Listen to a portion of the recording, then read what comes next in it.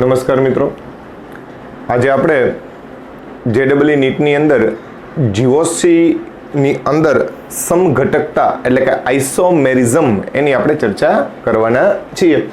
તો GOC journal organic chemistry એની અંદર આપણે નામકરણ છે, આ ઉપરાંતના પણ કેટલાક ટોપિકો વિશે આપણે ચર્ચા ઓલરેડી અગાઉ કરી ગયા છીએ. હવે સમઘટકતા વિશે આપણે આજે ચર્ચા કરવા જઈ રહ્યા છીએ. તો સમઘટકતા વિશે સૌ પ્રથમ બ્રાઝિલિયસ નામના વૈજ્ઞાનિક જે છે એને આ શબ્દ પ્રયોજન કરેલો હતો, સમઘટકો અથવા સમઘટકતા. આ શબ્દ જે છે એનું પ્રયોજન એટલે આ શબ્દ જે છે એ બોલવાવાળો હતો બ્રાઝિલિયસ. આ બ્રાઝિલિયસે સમઘટકતા શબ્દનું પ્રયોજન કર્યું. સમઘટકતા કોને કહેવાય? તો કાર્બનિક સંયોજનો કે જેના અણુસૂત્ર સમાન હોય પરંતુ બંધારણીય સૂત્ર અલગ અલગ હોય. પણ આ એક સામાન્ય આપણી પરિકલ્પના છે. વાસ્તવમાં સમઘટકતા શું છે? તો કે જેના અણુસૂત્ર અને અણુભાર સમાન હોય. મિત્રો, અણુસૂત્ર સમાન હોય તો સ્વાભાવિક વસ્તુ છે, અણુભાર સમાન જ હોવાનો છે. તો અણુસૂત્ર અને અણુભાર સમાન હોય એવા કાર્બનિક સંયોજનો કે જેના ભૌતિક અને રાસાયણિક ગુણધર્મ અલગ અલગ હોય. બરાબર શબ્દ સાંભળજો, ભૌતિક અને રાસાયણિક ગુણધર્મ કેવા હોય? અલગ અલગ હોય. હા, ક્યારેક ક્રિયાશીલ સમૂહ સમાન હોવાના કારણે થઈ અને રાસાયણિક ગુણધર્મ સમાન હોઈ શકે, પરંતુ એના ભૌતિક ગુણધર્મ તો કેવા હોય? અલગ અલગ હોય. ખાસ કરીને ભૌતિક ગુણધર્મોમાં ગલન બિંદુ છે, ઉત્કલન બિંદુ છે, પ્રક્રિયાનો વેગ છે, આવી ઘણી બધી ઘટનાઓ જે છે એ એની હારે સંકળાયેલી હોય. તો આવા ઘટકો કે જેના અણુસૂત્ર અને અણુભાર સમાન હોય પરંતુ ભૌતિક અને રાસાયણિક ગુણધર્મો જે છે એ અલગ અલગ હોય એને આપણે સમઘટકો કહીએ છીએ અને એની અંદરના ગુણધર્મને આપણે સમઘટકતા કહીએ છીએ. સમઘટકોને અંગ્રેજીમાં આઇસોમર કહેવાય અને આ સમઘટકતાને આઇસોમેરિઝમ કહેવાય. શું કહેવાય મિત્રો? આઇસોમેરિઝમ. તો આજનો આપણો ટોપિક છે આઇસોમેરિઝમ. મિત્રો, ટેક્સ્ટબુકની અંદર પણ આપણે સમઘટકતા વિશે વર્ણન છે જ, પણ આપણે થોડુંક ડીપલી અહીંયા ચર્ચા કરવાના છીએ. ટેક્સ્ટબુકને રિલેટેડ થોડી ઘણી ચર્ચા આવશે, પણ એના ઉપરાંતની પણ બીજી ઘણી બધી ઘટનાઓ જે છે અથવા તો ટોપિક વાઇઝ આપણે સમજવાની છે. તો પેલા સમઘટકતાનું એક વર્ગીકરણ એટલે સામાન્ય આરેખ જે છે એ આપણે સમજી લે કે સમઘટકતા જે છે એમાં મુખ્ય બે પ્રકાર પડે, કે બંધારણીય સમઘટકતા અને બીજું છે અવકાશીય સમઘટકતા. આ આખો પોર્શન મિત્રો સ્ટીરિયો કેમિસ્ટ્રી એવો શબ્દ એના માટે બોલવામાં આવે છે. અવકાશીય સમઘટકતા, જેને અંગ્રેજીમાં સ્ટીરિયો કેમિસ્ટ્રી એટલે અવકાશ રસાયણ વિજ્ઞાન એવો એના માટે એક આખો શબ્દ આવે છે. તો આના વિશે આપણે ડીપલી ચર્ચા ટેક્સ્ટબુકની અંદર પણ છે, પણ એક બે એવી ઘટના છે કે જે આપણે સમજેલા ન હોય તો એક પછી એક બધા જોતા જાય. તો બંધારણીય સમઘટકતા એટલે કે શૃંખલા સમઘટકતા, સ્થાન સમઘટકતા, ચક્ર શૃંખલા સમઘટકતા, મેટામેરિઝમ, ક્રિયાશીલ સમૂહ સમઘટકતા, ચલરૂપકતા જેને આપણે ટોટોમેરિઝમ પણ કહીએ છીએ. તો અહીંયા બંધારણીય સમઘટકતા જે છે એના આપણે આ વર્ગીકૃત કરેલ છે. શૃંખલા, સ્થાન, ચક્ર શૃંખલા, ક્રિયાશીલ સમૂહ સમઘટકતા, મેટામેરિઝમ અને ચલરૂપકતા, આવા જુદા જુદા આપણે એને નામ આપેલા છે. આ વાત આવી બંધારણીય સમઘટકતા. બંધારણીય સમઘટકતામાં બંધારણની અંદર ફેરફાર તમને જોવા મળશે. અવકાશીય સમઘટકતા, આમાં મિત્રો બંધારણ સમાન હોય પણ એની અવકાશીય ગોઠવણી જે છે એ અલગ અલગ હોય. કેમ કે તમે જાણો છો કે ભાઈ કાર્બનિક સંયોજનો સામાન્ય રીતે તમે જુઓ તો ત્રિપરિમાણાત્મક રીતે ગોઠવાયેલા હોય. આવા સંજોગોમાં તમને અવકાશીય સમઘટકતાઓ જે છે એ પણ આપણને જોવા મળે.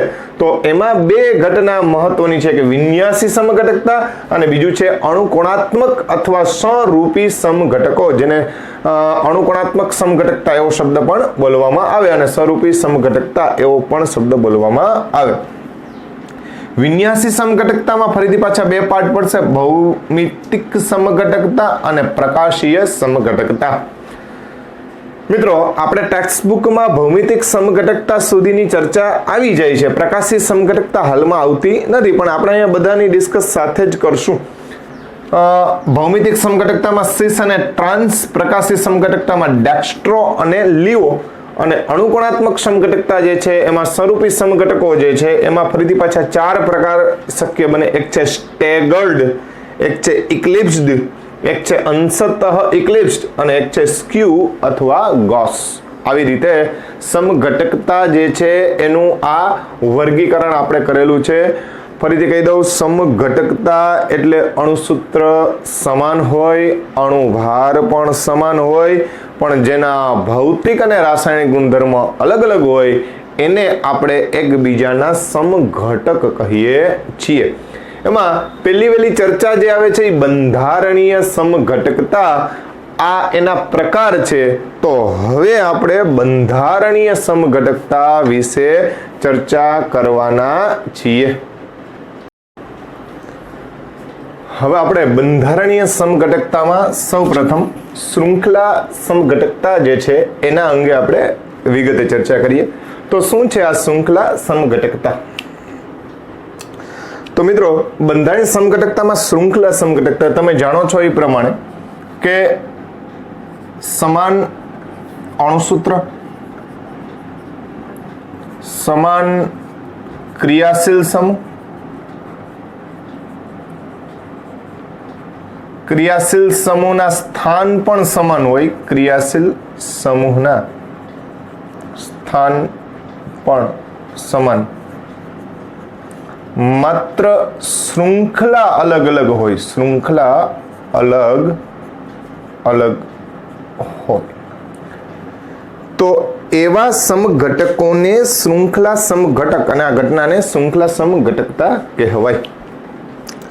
હા મિત્રો, ભૌતિક અને રાસાયણિક ગુણધર્મો તો અલગ હોવાના જ છે, બરાબર છે. એ તો અગાઉ આપણે સમઘટકતાની અંદર વાત કરી. તો સમાન અણુસૂત્ર, સમાન ક્રિયાશીલ સમૂહ, ક્રિયાશીલ સમૂહના સ્થાન પણ સમાન હોય, પણ શૃંખલા માત્ર અલગ અલગ હોય, એને આપણે શૃંખલા સમઘટકો કહીએ છીએ. દાખલા તરીકે આપણે ચર્ચા કરવા જઈએ તો મિનિમમ 4 કાર્બનથી આ પ્રકારની ઘટના જોવા મળે. એટલે ઓછામાં ઓછા 4 કાર્બનથી આ પ્રકારની ઘટના સંભવ. 3 કાર્બન હશે ત્યાં સુધી શૃંખલા બદલાવી નહીં શકીએ આપણે. 4 કાર્બન એટલે આ રીતે 4 કાર્બન લખીએ તો સરળ શૃંખલા એટલે રેખીય રીતે આપણે ગોઠવેલા છે, અથવા એને એક શાખા વડે ગોઠવી નાખીએ. હવે બાકીના ઘટકોની સંયોજકતા આપણે પૂર્ણ કરીએ તો તમને ખબર જ છે કે કાર્બનની 4 સંયોજકતા પ્રમાણે આપણે અહીંયા CH3 લખવું પડે, અહીંયા CH2, આપણે અહીંયા CH2 અને અહીંયા શું લખશું? CH3. એટલે આ 4 કાર્બન વાળો ઘટક છે જેને આપણે બ્યુટેન કહીએ છીએ. આ જ રીતના આ CH3, CH, CH3, CH3 જેને આપણે શું બોલીએ છીએ તો કે ભાઈ 2 મિથાઇલ પ્રોપેન. તો મિત્રો, આ બંનેમાં શૃંખલાઓ અલગ અલગ છે. એકમાં સરળ રેખીય શૃંખલા છે, બીજામાં શાખાયુક્ત શૃંખલા છે. માટે આ બેને એકબીજાના શૃંખલા સમઘટક કહેવામાં આવે છે. હવે બરોબર ધ્યાન આપજો, CH3, CH2, CH2, CH2OH અને CH3, CH, CH3, CH2OH. તો મિત્રો, આપણે અહીંયા જે ઉદાહરણ લીધું, આ જે છે એ બ્યુટેન 1 ઓલ છે, બ્યુટેન 1 ઓલ, અને આ જે છે એ 1, 2, 3 એટલે કે 2 મિથાઇલ પ્રોપેન 1 ઓલ. અહીંયા તમે જોઈ શકો છો કે OH સમૂહ જે છે એનું સ્થાન પહેલા કાર્બન ઉપર જ છે. એટલે ક્રિયાશીલ સમૂહના સ્થાન આપણે બદલાવ્યા નથી, પરંતુ શૃંખલાઓમાં આ સરળ એટલે રેખીય શૃંખલા છે, જ્યારે આ શાખીય શૃંખલા છે. એટલે મિત્રો આ પણ શૃંખલા સમઘટકતાનું ઉદાહરણ કહેવાય. વધારામાં આપણે આવું ઉદાહરણ પણ લઈ શકીએ. આ છે સાયક્લોહેક્ઝેન અને આ જે છે એ છે મિથાઇલ સાયક્લોપેન્ટેન. તો તમે જુઓ આની અંદર 6 કાર્બનયુક્ત ચક્ર છે, આની અંદર 5 કાર્બનયુક્ત ચક્ર અને પાછી શાખા આવેલી છે. બરાબર છે. તો આવા ઘટકોને પણ શૃંખલા સમઘટકતા, જેને આપણે ટૂંકમાં આ બધા CI કહેવાય. CI મતલબ શૃંખલા સમઘટકતાના ઉદાહરણો છે. ચેઇન આઇસોમેરિઝમ. તો ફરીથી વાત કરી દઈ, શૃંખલાઓમાં જ માત્ર ફેરફાર હોવો જોઈએ મિત્રો. ક્રિયાશીલ સમૂહમાં અથવા તો એના સ્થાનમાં કોઈ પણ પ્રકારની ઘટનામાં ફેર રાખવાનો થતો નથી, જેને આપણે કહીએ છીએ શૃંખલા સમઘટકતા. હવે અહીં એક સરસ મજાનું આપણે ઉદાહરણ લઈએ તો તમને વધારે ખ્યાલ આવશે. આ બ્યુટેન જે છે એની અંદરના સમઘટકો આપણે જેમ વિચાર્યા એવી જ રીતના આપણે વધારે આગળ વાત કરવા જઈએ તો માની લો કે ભાઈ પેન્ટેનની વાત કરવા જાય. પેન્ટેન એટલે તમને ખ્યાલ છે, પેન્ટેન એટલે C5H12. તો પેન્ટેનમાં 1 2 3 4 અને 5 સરળ શૃંખલા રીતે ગોઠવી નાખીએ. 1 2 3 4 સીધા અને એક શાખા રાખી દઈએ અને 1 2 3 ઉપર અને નીચે રાખી દઈએ. બરાબર છે. તો આના આપણને 3 સમઘટક જોવા મળ્યા. કેટલા સમઘટક જોવા મળ્યા? 3 સમઘટક. બરાબર ધ્યાન રાખજો મિત્રો. CH3 CH2 CH2 CH2 CH3 CH3 CH2 CH CH3 અને CH3 CH3 CH3 CH3 CH3. આપ જોઈ શકો છો કે બધાના અણુસૂત્ર જે છે એ સમાન જ છે, પરંતુ બધામાં શૃંખલા અલગ અલગ છે. આમાં રેખીય છે, આમાં શાખીય છે, આમાં દ્વિશાખીય છે. તો અહીંયા શૃંખલા સમઘટકો આ બધાને કહી શકાય. આ A, B અને C ત્રણે બંધારણ જે છે એકબીજાના શૃંખલા સમઘટકો છે. પણ હવે ખાસ ધ્યાનમાં રાખજો મિત્રો, 6 કાર્બન વાળું ઉદાહરણ લે. C6H14 જે છે એનું આપણે ઉદાહરણ લઈએ તો એના 5 સમઘટક જોવા મળે. કેટલા સમઘટક જોવા મળશે? 5. બરાબર છે. આપણે એ જોવું છે કે બધાય CI છે કે નહીં. તો 5 સમઘટકો જે દોરીએ આપણે 1 2 3 4 5 અને 6 કાર્બન સરળ શૃંખલામાં, 1 2 3 4 5 સરળ શૃંખલામાં, એક અહીંયા કાર્બન લટકાડીએ, 1 2 3 4 5 અને અહીંયા કાર્બન લટકાડીએ. પછી ત્યારબાદ 1 2 3 4 એક કાર્બન અહીંયા લટકાડીએ. ત્યારબાદ 1 2 3 4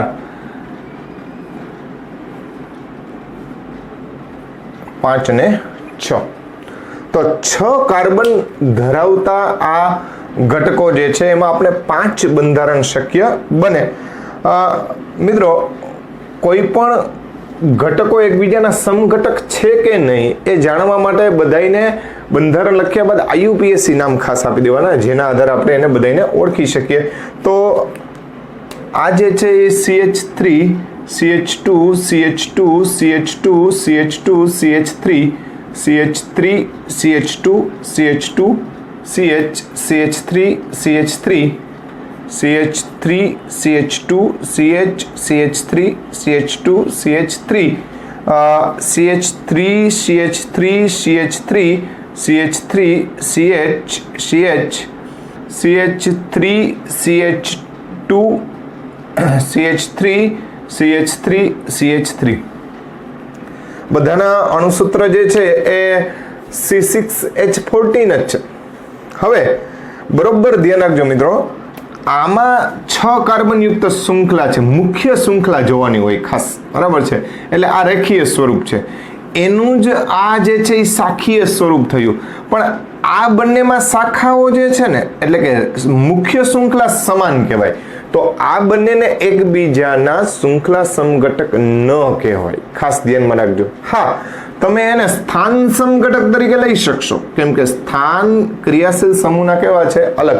તો ખાસ ધ્યાનમાં રાખજો, બંધારણ એ, બંધારણ બી, બંધારણ સી, બંધારણ ડી અને બંધારણ ઈ, આ 5 ઘટકો જે છે એમાંથી એ, બી અને ડી લઈ શકો, અથવા એ, બી અને ઈ લઈ શકો, અથવા એ, સી અને ડી લઈ શકો, અથવા એ, સી અને ઈ લઈ શકો. આ બધાને એકબીજાના શૃંખલા સમઘટક કહેવાય. પણ બી અને સી એકબીજાના શૃંખલા સમઘટક નથી. એવી જ રીતના ડી અને ઈ પણ એકબીજાના શૃંખલા સમઘટક નથી. ખાસ ધ્યાનમાં રાખજો, અહીંયા જે છે એ મુખ્ય શૃંખલા જે છે એ 4 કાર્બન વાળી, અહીંયા પણ 4 કાર્બન વાળી છે. તો આ બંનેને એકબીજાના શૃંખલા સમઘટક ન કહેવાય. આ બંનેને પણ એકબીજાના શૃંખલા સમઘટક ન કહેવાય. બસ આ વિશેષતા આપણે સમજવાની હતી, બરાબર છે. બાકી તમને શૃંખલા સમઘટકતા શું છે એ તો ખબર જ છે મિત્રો, બરાબર. પણ આવી ઘટનાઓ જે છે એને આપણે ધ્યાનમાં લેવાની હોય છે. એટલે એ જ વસ્તુ JEE નીટની અંદર આપણે ધ્યાનમાં લેવાની. તો મિત્રો આજે આપણે ચર્ચા કરી છે એ છે શૃંખલા સમઘટકતા, એટલે કે ચેન આઇસોમેરિઝમ. ત્યારબાદ આપણે વાત કરવી છે સ્થાન સમઘટકતા. કોની વાત કરવી છે મિત્રો? સ્થાન સમઘટકતા.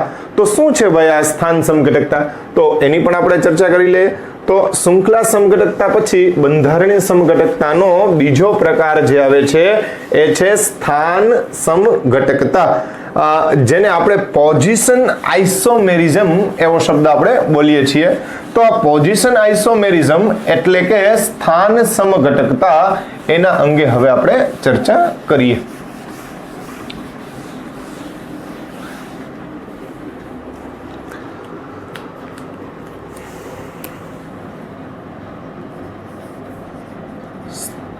સ્થાન સમઘટકતા, જેને ટૂંકમાં પોઝિશન આઇસોમેરિઝમ એવો આપણે શબ્દ વાપરશું.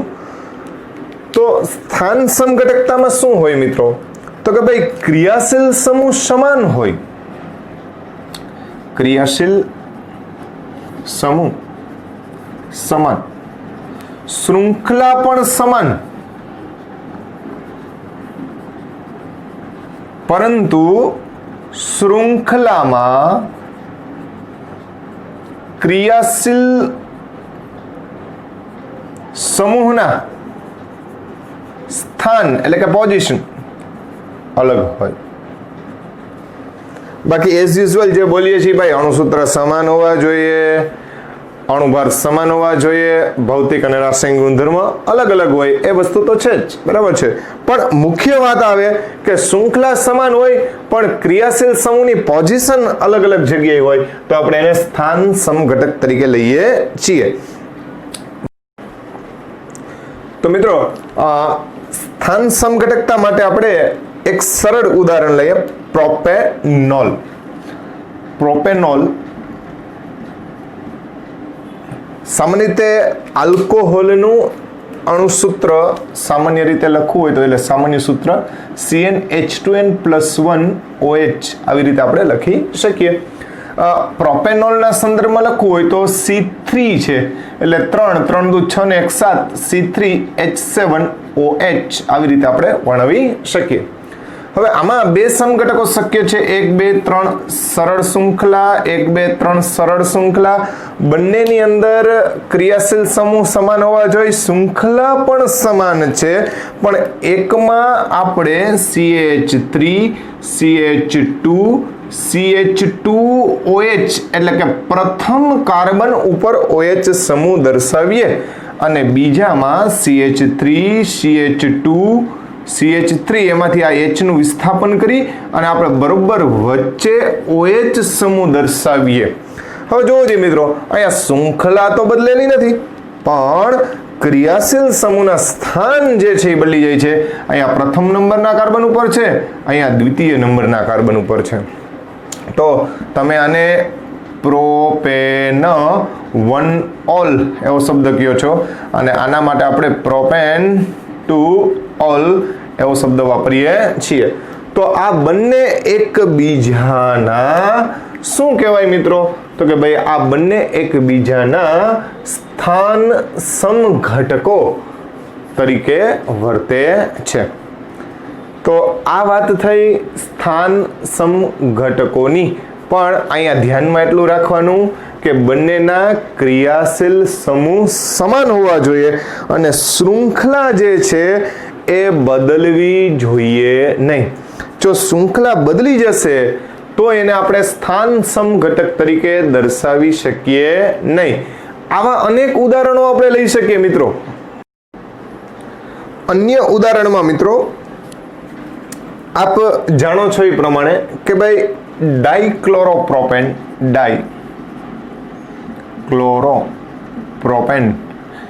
એના માટે એક સામાન્ય ઉદાહરણ સમજીએ આપણે. C3H6Cl2 અણુસૂત્રને અનુરૂપ. તો મિત્રો આના 4 બંધારણ જે છે એ શક્ય બને. 1 2 3 કાર્બન આવશે અને આપણે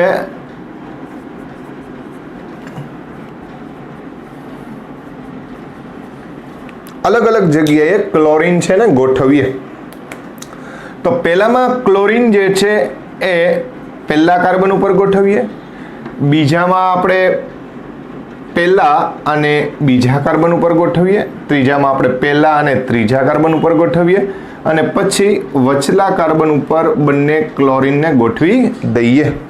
બાકીની સંયોજકતા આપણે હાઇડ્રોજનથી પૂરી કરી દેવાની. તો CH3 CH2 CH Cl2 CH3 CH CH2 CH3 CH3 CH2 CH2 અને CH2. તો આ રીતે આ બધાના અણુસૂત્ર જે છે એ સમાન જ છે. હવે મિત્રો અહીંયા જો અહીંયા 1,1 ડાઇક્લોરો એટલે બંને પહેલા કાર્બન ઉપર જ ક્લોરીન છે. તો 1,1 ડાઇક્લોરો પ્રોપેન છે. જ્યારે આ 1,2 ડાઇક્લોરો પ્રોપેન છે.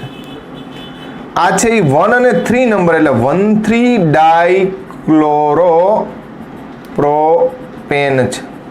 જ્યારે આ જે છે એ 2,2 ડાઇક્લોરો પ્રોપેન છે. તો આ બધા એકબીજાના બંધારણીય સમઘટકો તો ખરા જ, પણ અહીંયા ક્રિયાશીલ સમૂહના સ્થાન અલગ અલગ છે મિત્રો. એટલે આપણે આવા સમઘટકોને આપણે સ્થાન સમઘટક તરીકે લઈએ છીએ. ટૂંકમાં ક્રિયાશીલ સમૂહ સમાન હોવો જોઈએ પણ એના ક્રિયાશીલ સમૂહના સ્થાન જે છે એ અલગ અલગ પોઝિશન ઉપર હોય તો એવા સમઘટકોને આપણે શું બોલીએ છીએ? તો કે સ્થાન સમઘટક તરીકે વર્ણવીએ છીએ. તો આ રીતે ક્રિયાશીલ સમૂહના સમઘટકો સ્થાન સમઘટકો જે છે એ અને બંધારણીય સમઘટકો આ બંને વિશે આપણે અગત્યની ચર્ચા અહીંયા પૂર્ણ કરીએ છીએ.